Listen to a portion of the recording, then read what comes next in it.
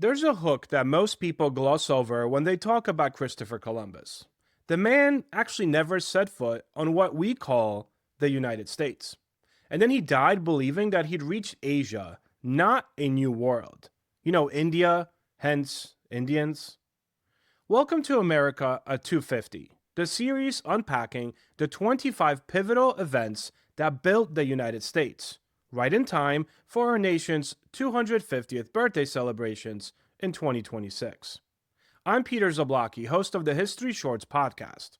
If you already listen to my daily show or catch my YouTube shorts, you know that I try to tackle well known historical events through different perspectives and anecdotes.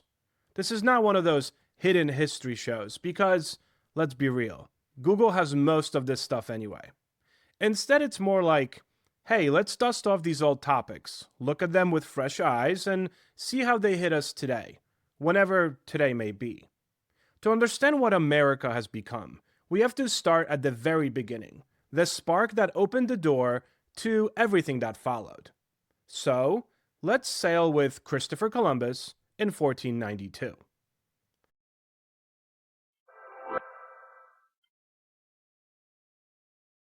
August 3rd, 1492. Christopher Columbus set sail from Spain with three small ships, the Santa Maria, the Pinta, and the Nina.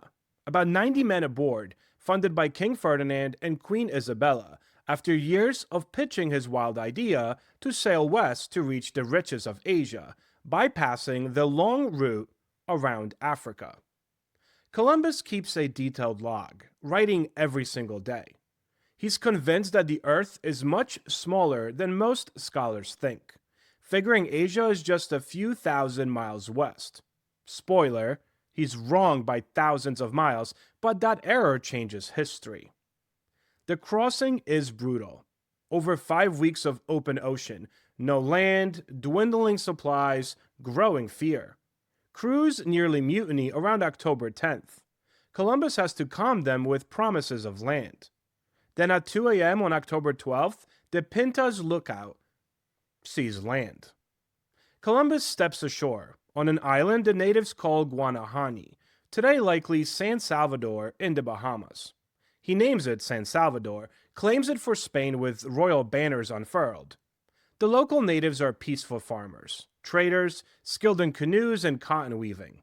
Columbus's own words from his journal state that they are naked, men and women, as their mothers bore them, that they are well formed, with handsome bodies and good faces. They have no iron, but use fish bones for weapons. Columbus trades glass beads, hawk bells, red caps for gold bits, parrots, cotton. In another letter, he writes that these people are wonderfully attached to us and could be much more easily converted to our holy faith by gentle means than by force. He sees potential, gold, souls to save, people he thinks will make good servants. And he explores further. Cuba, he thinks it's mainland China, then Hispaniola or modern Haiti, Dominican Republic, which he believes might be Japan. On Christmas Day, Santa Maria wrecks on a reef. Using her timbers, Columbus builds a fort. He leaves 39 men behind, the first European settlement in the Americas. Columbus then takes several natives aboard as captives to present to the Spanish court. Only a handful would survive that voyage home. March 1493. Columbus returns to Spain a hero. His glowing letter spreads like wildfire across Europe. Kings, merchants, explorers all take note. New lands, gold, people to claim. But here's the hidden truth that most gloss over. The part that turns discovery into something far darker. While Columbus described the natives as gentle and welcoming, his actions set a brutal pattern. He captured hundreds for labor and even sailed as slaves in Spain, treating them kind of like POWs from invented conflicts. Diseases that Europeans carried, smallpox, measles, arrived with him, devastating native populations. Estimates say up to 90% decline in some Caribbean areas within decades from illness, violence, and forced work. The Columbian exchange, however, explodes. Potatoes, tomatoes, Maize, tobacco, all flowed to Europe, fueling population booms. Horses, wheat, pigs go the other way. But the human cost is staggering, genocide level and scale for many indigenous groups. Columbus himself never renounces his belief that he reached Asia. He dies in 1506, still claiming that the lands were the Indies.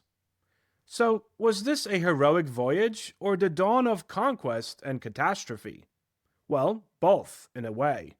It ended a millennia of isolation between hemispheres, sparking the chain of Spanish claims, then English, French, Dutch, that leads straight to the 13 colonies and eventually the United States. Was it pretty? No. But without this event, the story of America unfolds much differently. Well, if at all. And that's just about it for our first episode. If this made you rethink Columbus or history in general, then click that like button, or click that subscribe button, even better, and turn on notifications so you don't miss the next, now 24, defining moments of America. One for every decade of America's 250th year story. Thanks for watching. Drop a comment. What's the biggest surprise from this episode? And perhaps what events do you hope to see on this list going forward? Thank you so much. Let's keep the conversation going. I'll see you guys next time.